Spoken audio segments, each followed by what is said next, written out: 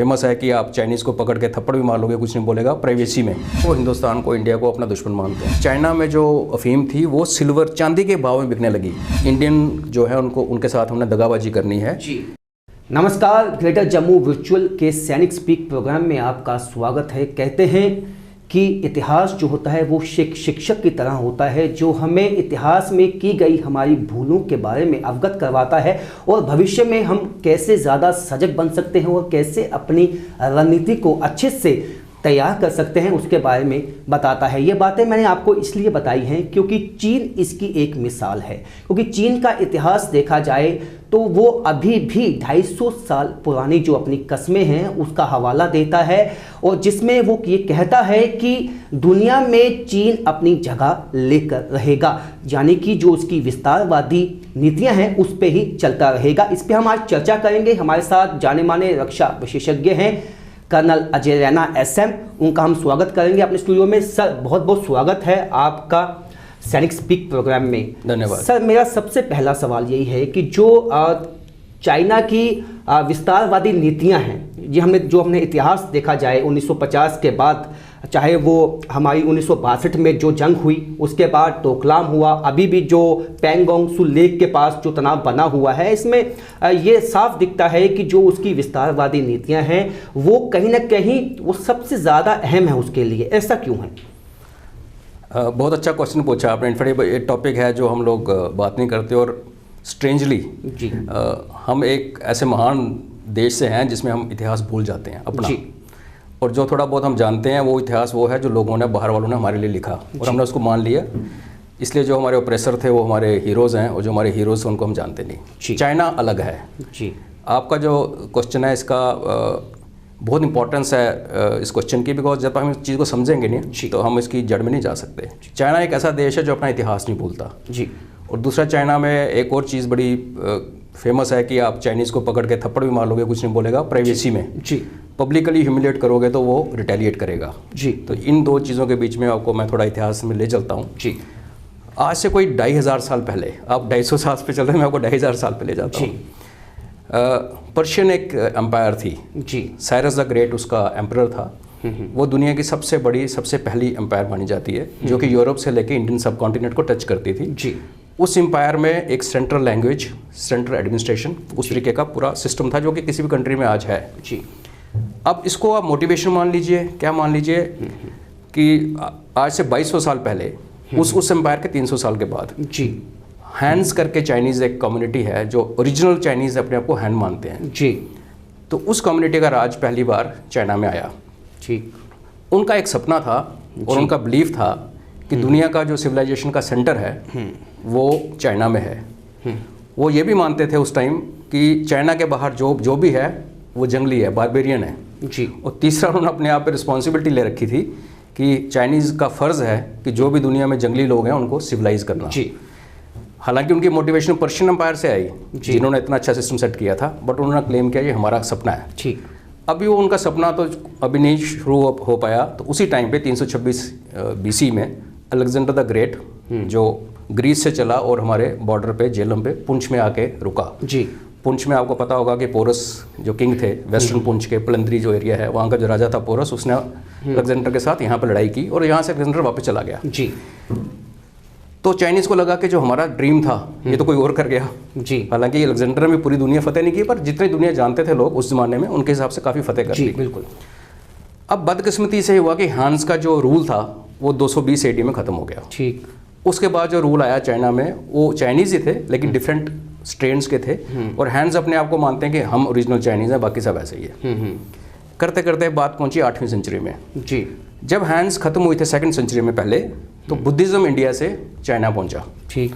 अभी ये भी एक इंटरेस्टिंग फैक्ट है जो लोगों को ज़्यादा पता नहीं है कि जो तिब्बत में जो बुद्धिज़्म पहुंचा था वो लद्दाख से गया था। ठीक है। चाइना में बुद्धिज़्म लद्दाख से नहीं गया, ना तिब्बत से गया। ये गया कश्मीर, गिलगित बल्तिस्तान से होता हुआ तुर्किस्तान। अच्छा। जो कि चाइना का वेस्टर्न पार्ट था। जी वहाँ से जब 2nd AD में हंस खत्म हुए और दूसरे राज्य आए, उन्होंने हंस को दबाने के लिए, क्योंकि हंस का जो मजहब है, रिलीजन है, उसको हम बोलते हैं ताओइज्म। जी ताओइज्म बुद्धिज़्म मिलता है लेकिन फ़र्क है। उन्होंने बुद्धिज़्म को प्रोपेगेट किया। जी 8वीं सेंचुरी में आते आते क्या हुआ इंडिया का जो बुद्धिज़्म चाइना में पहुंचा था वो पीक पे था, चाइना में हर इसका बहुत ज़्यादा जोर था जी।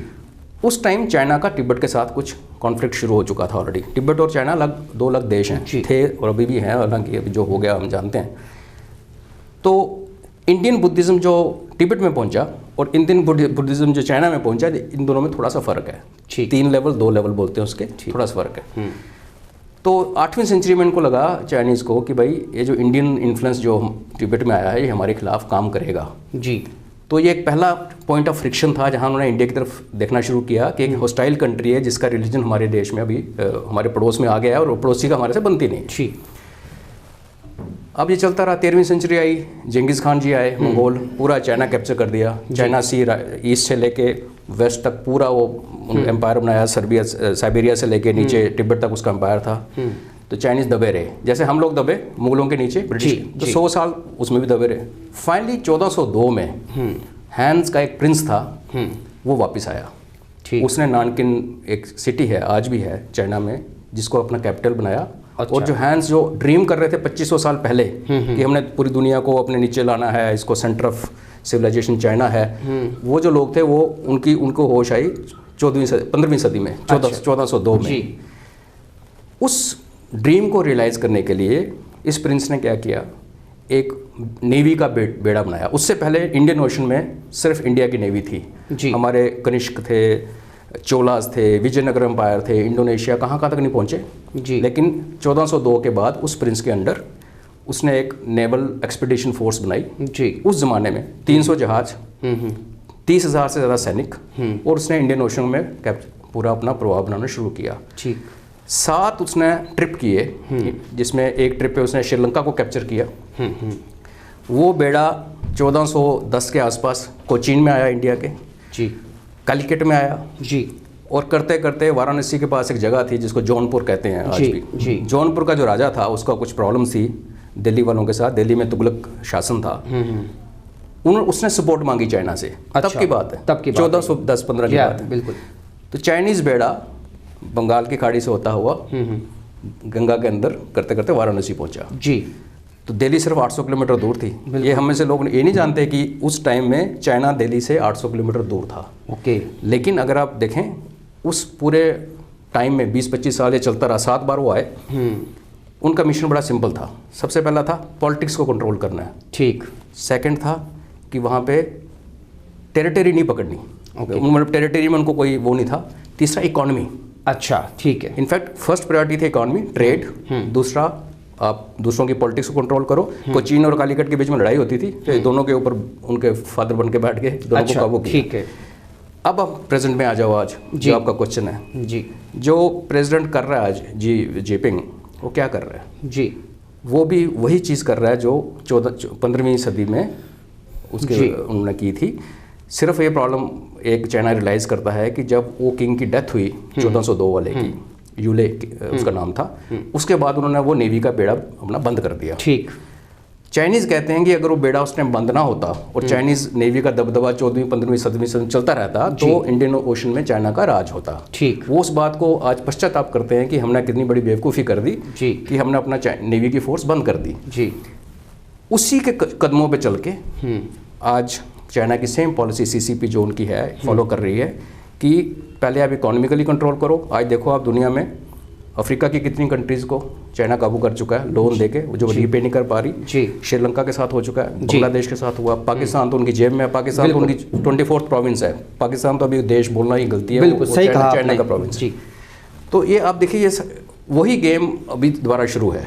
इस बार वो ये गलती नहीं करना चाहते जी, क्योंकि जब 14वीं सदी में या 15वीं सदी में निकल गए तो पुर्तगीज आ गए, फिर ब्रिटिश आ गए। हाँ, बिल्कुल। उन्होंने कहा कि हमने वैक्यूम क्रिएट किया, तो अभी वो गलती नहीं करना चाहते। तो वही उनका विस्तारवादी अभी भी है जी, कि चारों तरफ फैल जाओ, दुनिया की इकोनॉमी को कंट्रोल करो, उनकी पॉलिटिक्स को कंट्रोल करो जी। टेरिटरी एरिया पकड़ना उनका ज़्यादा एम नहीं है। एरिया हमारे साथ पंगे हैं उनके, जो नेबरिंग कंट्रीज हैं। हाँ। बाकी दुनिया में टेरिटरी को नहीं कंट्रोल करते। सेम चीज़ वो आज भी वो फॉलो कर रहे हैं। ठीक। तो वही इतिहास है जो दोबारा रिपीट कर रहे हैं वो जी, मॉडिफाई करके समझदारी के साथ जी। सर, इसके साथ साथ मैं जानना चाहूँगा कि हमेशा से हिंदुस्तान की एक नीति रही है अतिथि देवो भव। हम एक गुडविल जेस्चर में रहते हैं हमेशा हमारी कोशिश होती है जितने भी हमारी नेबरिंग कंट्रीज हैं उसके साथ हमारे जो ताल्लुकात हैं वो अच्छे हों। लेकिन हमेशा हमने देखा गया है कि जो गुडविल जेस्चर के बाद भी हाल ही में जब हमने देखा कि जब जी जिनपिंग यहाँ पे हिंदुस्तान आए तो एक अच्छा गुडविल जेस्चर दिखाया गया उनके साथ। उसके बाद हमें देखने को मिला कि जो पैंगोंग में जो तनाव पैदा हो गया तो हम विश्वास नहीं कर सकते हैं चाइना का, ये साफ हो चुका है। तो ऐसे में अब भविष्य में जो है या अभी हाल में जो है जो हमारी पॉलिसी नीति होनी चाहिए चीन के प्रति वो कैसी होनी चाहिए? हमारी फ्यूचर पॉलिटिक्स पे मैं आता हूँ, इससे पहले जो एक मैं थोड़ा आपको, क्योंकि इतिहास से बात चली थी तो अभी इंडिया और चाइना का एक क्लोज कॉन्टेक्स्ट हमें समझना ज़रूरी है जी। चाइना जो इंडिया को देखता है, चाहे उनका प्रेसिडेंट यहाँ आके हमारे पीएम साहब के साथ झूले पे बैठे या कुछ भी करे, या नेहरू जी के साथ हिंदी चीनी बाई बाई के नारे लगाए, उनका माइंड बड़ा क्लियर है। और माइंड क्लियर है 3 चीज़ों पे। ठीक, पहले वो हिंदुस्तान को, इंडिया को अपना दुश्मन मानते हैं, मैं रीज़न बताता हूँ क्यों। दूसरा, वो हमसे नफरत करते हैं। तीसरा, उनको ये पता है कि 2 फ्रंट वॉर जो होती है बड़ी काम की चीज़ है, ठीक, इसलिए वो पाकिस्तान को हमारे खिलाफ यूज़ करते हैं। अब मैं तीनों का रीज़न बताता हूँ। जो पहला, जो हमसे इंडिया से नफरत है, जो और हम पे विश्वास नहीं करते कभी भी, ड्रामा कुछ करते हैं, दिखाते कुछ हैं, वो ये है कि 1840 से लेकर 1842 के बीच में 2 बड़ी इंपॉर्टेंट चीज़ें हुई चाइना के साथ जिसमें इंडिया इन्वॉल्व हुआ। ठीक, जैसे अगर वाराणसी में 1410 में पहुंचा था, बिल्कुल, तो आपको जान के हैरानगी होगी कि हमारे ट्रुप्स, इंडियन सोल्जर्स चाइना में थे ऑलमोस्ट टिल 1943-45 तक। ओके, ठीक, चाइना के कैपिटल में हमारी पुलिस लगी होती थी जी। ये हम लोगों को पता नहीं है। और उसका रीज़न ये है कि 1840 और 42 के बीच में 2 चीज़ें हुई थी। एक को हम बोलते हैं ओपियम वॉर, फर्स्ट ओपियम अफीम जी। तो फर्स्ट ओपियम वॉर हुई थी जिसमें चाइना को जाके, ब्रिटिश का चाइना के साथ प्रॉब्लम थी क्योंकि ब्रिटिश के पास ट्रुप्स इंडियन थे। और 1840 में यहाँ पे ब्रिटिश की ईस्ट इंडिया कंपनी थी, जो क्राउन था ब्रिटिश का, ब्रिटेन का, उनका डायरेक्ट नहीं था, हालांकि उन्हीं की प्रॉक्सी थी वो जी। तो उन्होंने जाके ओपियम वॉर के चक्कर में चाइना के ऊपर नानकिंग, जो उनका कैपिटल था, जो बनाया था उन्होंने, जिसको अपने पावर मानते हैं, उसे कब्जा किया। ठीक, ये जो आज हांगकांग, मकाऊ है, इसको कब्जा कर लिया। कैंटोन एरिया है जो साउथ चाइना सी के साथ जुड़ता है जी, बिल्कुल, ये पूरा ब्रिटिश ने कंट्रोल किया। लेकिन ट्रुप्स जो थे वो इंडियन थे। अच्छा, ठीक, उसमें सिख बहुत ज़्यादा थे जो कि आइडेंटिफाई भी हो जाते हैं कि यहाँ पे अलग ही कम्युनिटी है। हाँ, बिल्कुल। उधर से उसी time general Zorawar Singh western Tibet में घुस गए जी, बिल्कुल, 1841 में। बिल्कुल, 1841 के दिसंबर में उनका जब देहांत हुआ लड़ाई में, तो चाइनीज़ का और तिब्बतन का दिल थोड़ा बढ़ गया। तो उन्होंने 1842 में ले में जो डोगरा फौज थी छोटी सी, उसको घेर लिया था 6 हफ्ते के लिए। तब 2 डोगरा आर्मी यहाँ से 2 जनरल्स के नीचे गई थी, वजीर हरिचंद थे। तो उन्होंने जाके वो जो फौज थी जिसमें चाइनीज़ भी थे, तिब्बतन भी थे, और बल्तिस्तान की फौज भी आई हुई थी जी जी, उनको अच्छी तरह से धुलाई की। और 1842 में ट्रीटी ऑफ चुशूल साइन हुआ, जो कि हुआ ले में, लेकिन उसको बोलते हैं ट्रीटी ऑफ चुशूल जी। तो 1842 में 2 ट्रीटी साइन हुई। चाइना के वेस्ट में ट्रीटी ऑफ चुशूल, जिसमें दबदबा रहा इंडिया का, मतलब सिख अंपायर थी, जिसके जनरल थे जनरल जोरावर सिंह, गुलाब सिंह के जनरल थे। तब गुलाब सिंह राजा जो थे वो खुद ही सिख अंपायर के अंडर थे। और उधर नानकिंग में ब्रिटिश आर्मी घुस गई और उन्होंने उनको काफ़ी बुरी तरह से धुलाई की जी। तो चाइना को धक्का लगा कि 2 तरफ से जो अटैक होता है तो बड़े से बड़ा देश लड़ नहीं पाता। बिल्कुल। तो आज भी वो जब इंडिया की तरफ देखता है तो वो कहता है कि इधर से मैं आऊँ, उधर से पाकिस्तान आए, तो इंडिया को बीच में सैंडविच करें। ठीक। दूसरा, चाइना ने लड़ाइयाँ जो भी लड़ी ना, उसमें से मार ही खाई। हाँ, 1842 में मार खाई जी। फिर उसके बाद एक सेकंड ओपियम वॉर हुआ था 1860 में अगेन जी। 1860 में जो ओपियम वॉर के बारे में बात करेंगे, वो उस लड़ाई में फिर चाइना की बहुत ज़्यादा बुरा हालत हुआ था। ब्रिटिश आर्मी ने बहुत पीटा था। और हमारे जो बीकानेर के महाराज थे, गंगसी वगैरह, उसमें लड़ाई करने गए थे। ये जब वहाँ भी पिटाई हुई, फिर चाइना ने वियतनाम से लड़ाई की 60s में, 1960, वहाँ फिर पिटाई हुई। तो चाइना को एक बात पता है कि वो लड़ नहीं सकता जी। उनमें जो फ्रंटल असॉल्ट करने कन्वेंशनल जो वॉर है उसमें नहीं है, इसलिए वो चाइना को, पाकिस्तान को हमारे खिलाफ यूज़ करता है। तो ये जो 2 फ्रंट वॉर, पाकिस्तान से लिंकेज, इसकी ये हिस्ट्री है। तो सर, जिस तरह से ये ओपियम वॉर की बात की जाती है, जिसको अफीम की जंग भी कहा जाता है, इसका इतिहास क्या है, उसके बारे में कुछ हमें बताएं जी। ओपियम वॉर, देखिए, जब 19वीं शताब्दी शुरू हुई तो 1801-2 में, तो क्या हुआ था कि चाइना से पूरी दुनिया में बहुत डिमांड थी 3 चीज़ों की जी। एक चाइनीज़ चाय जी, एक चाइनीज़ सिल्क, और एक चीनी जिसको हम चीनी के बर्तन पोर्ट्स ले। जी बिल्कुल। तो इतनी डिमांड आई यूरोप से और पूरी दुनिया से कि उनकी नियरेस्ट ट्रेडिंग पार्टनर कौन था यूरोप जाने के लिए? ईस्ट इंडिया कंपनी, ठीक, जो इंडिया में बैठी थी। ठीक। तो सडनली ईस्ट इंडिया कंपनी ने देखा कि हम चाइना से खरीद रहे हैं, ठीक, हम उनको बेच कुछ नहीं रहे। जी। चाइना को कुछ नहीं चाहिए था हमसे। वही बात आज अमेरिका और चाइना में भी हो रही है। बिल्कुल। अमेरिका चाइना से खरीद ही रहा है, चाइना अमेरिका से नहीं खरीदता, इसलिए। तो ब्रिटिशर्स ने दिमाग लगाया कि अब इसको कैसे किया जाए। जी। तो उन्होंने सबसे पहले क्या किया, बंगाल में, फिर मालवा जो इलाका, इंदौर का जो इलाका है, और पटना के आसपास जी ब्रिटिशर्स का राज था। उन्होंने अफीम उगाई इंडिया में, ठीक, बाय ऑर्डर। अच्छा। उस अफीम को उन्होंने स्मगल करना शुरू किया चाइना में, और पहले लोगों को फ्री बांटी जी, और बाद में जब होता है ड्रग्स का कि आप लोगों को अफीमची बना देते हो, ड्रग एडिक्ट, तो उनको ड्रग एडिक्ट बना दिया, एडिक्शन हो गई उनको, ठीक है। करते करते इतना हो गया कि चाइना में जो अफीम थी वो सिल्वर, चांदी के भाव में बिकने लगी कि आपको 10 ग्राम अफीम चाहिए तो 10 ग्राम चांदी दो। अच्छा जी। तो जो ट्रेड इम्बैलेंस था ब्रिटिशर्स का, वो उन्होंने इस तरीके से सेटल किया जो कि अनएथिकल है जी। उसके रिएक्शन में चाइना ने क्या किया, इनका एक जहाज़ पकड़ लिया जिसमें 1 टन के आसपास अफीम थी जी। तो ये 1839-40 के बाद जी, उस जहाज़ को छुड़ाने पे जब लड़ाई हुई तो फर्स्ट ओपियम वॉर जो मैंने आपको कहा जी, ब्रिटिश ने लड़ी, जहाँ पे नानकिंग पे जाकर उन्होंने कब्जा किया, हांगकांग, मकाऊ, कैंटोन और नानकिंग जी।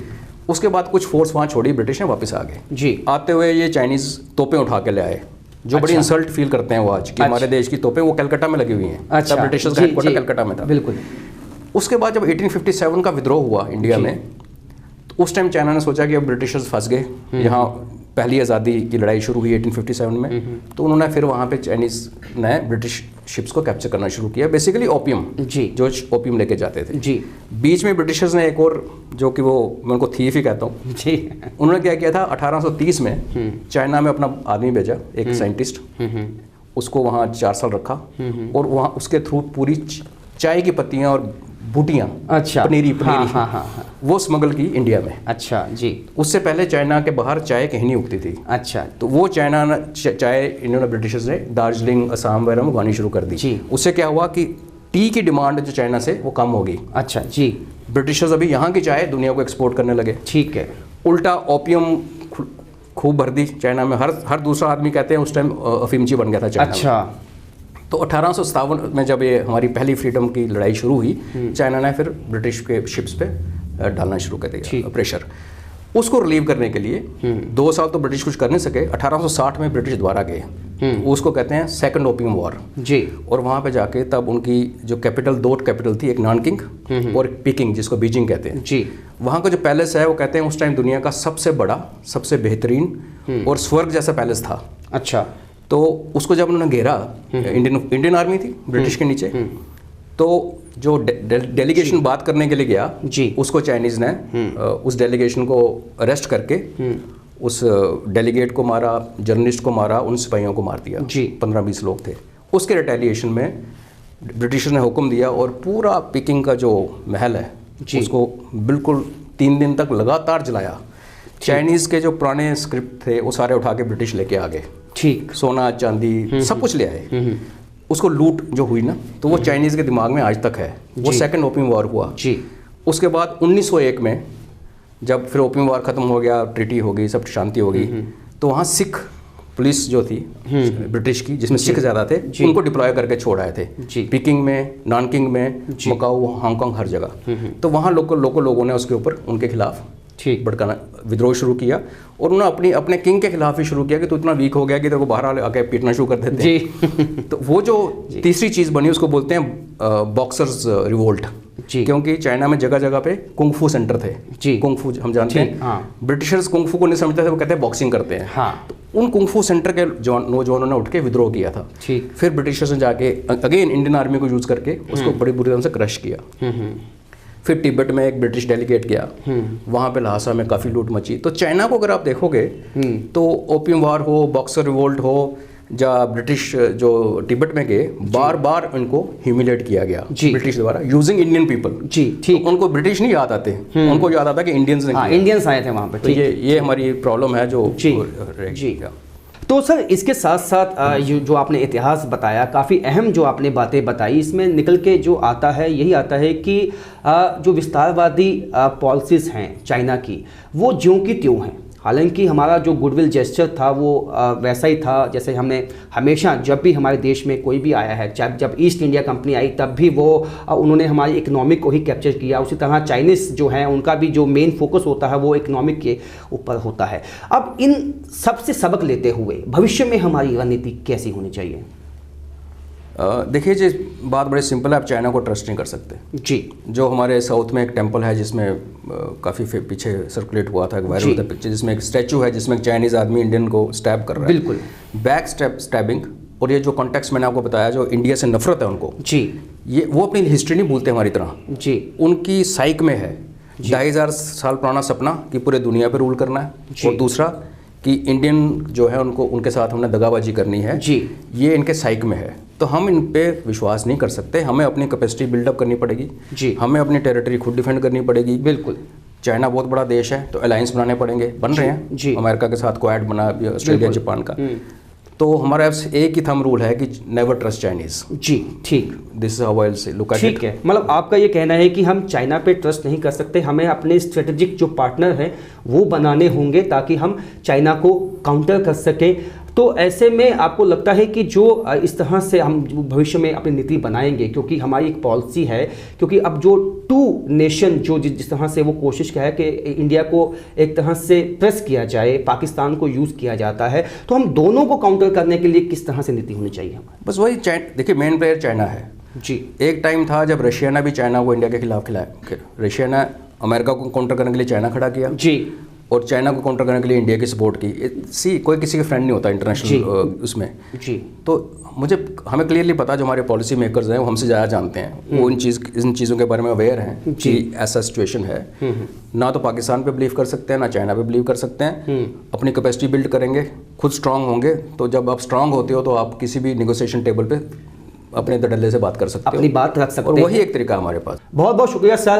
तो जिस तरह से आपने कर्नल अजय रैना को सुना, काफ़ी अहम उन्होंने बातें बताई हैं और इतिहास की जानकारी जो उन्होंने दी है उससे ये वाज़े हो जाता है, साफ हो जाता है कि हम चीन पे भरोसा नहीं कर सकते हैं। चीन ने एक के बाद एक जो है हिंदुस्तान को धोखा दिया है, और अगर हम ये कहें कि चीन जो है हिंदुस्तान को अपना दुश्मन समझता है तो ये गलत नहीं होगा। तो इसको देखते हुए जो हमें अपनी भविष्य की नीति बनानी है वो इस तरह से बनानी है ताकि हम खुद को इतना मजबूत कर सकें कि अपने जो दुश्मन हैं जिसमें चीन और पाकिस्तान हैं उनका अच्छे से मुकाबला कर सके।